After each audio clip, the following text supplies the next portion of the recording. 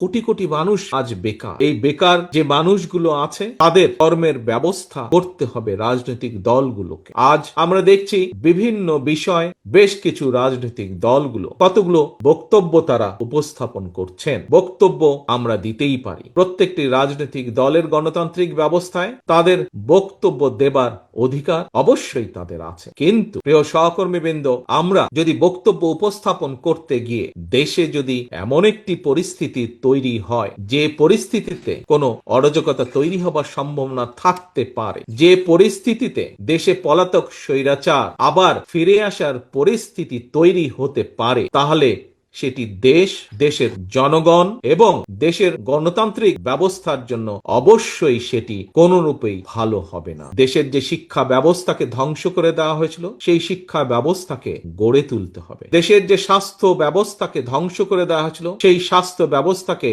জনগণের উপযোগী করে গড়ে তুলতে হবে। দেশের কৃষকরা যে বিভিন্ন সমস্যার সম্মুখীন, সেই সমস্যাগুলোর ধীরে ধীরে সমাধান বের করে নিয়ে আসতে হবে, যাতে কৃষক এবং সামগ্রিকভাবে দেশের মানুষ উপকৃত হয়। দেশের বহু মানুষ, যুবক শ্রেণী সহ তরুণ শ্রেণী সহ বহু মানুষ বেকার। কোটি কোটি মানুষ আজ বেকার। এই বেকার যে মানুষগুলো আছে তাদের কর্মের ব্যবস্থা করতে হবে রাজনৈতিক দলগুলোকে। সেই সম্পর্কিত পরিকল্পনা থাকতে হবে, এই সমস্যার সমাধানের সুরাহা দিতে হবে, নির্দেশনা দিতে হবে, দিক নির্দেশনা। একইভাবে বাংলাদেশের নারীদের বহু সমস্যা, কিভাবে সেই সমস্যার সমাধান মোকাবেলা করা যায়, এই সমস্যার মোকাবেলা করা যায়, সেগুলোর দিক নির্দেশনা দিতে হবে আমাদের।